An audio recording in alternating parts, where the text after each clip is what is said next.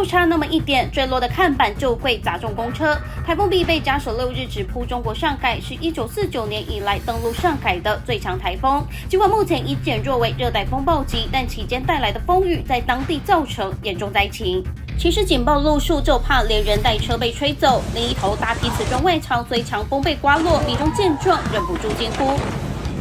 就连落地窗玻璃也直接被吹落地，在砸向地面时还撞破邻居窗户。而在江苏地区，一辆货车被吹得摇摇晃晃，司机在一旁死命拉住，画面看起来相当惊悚。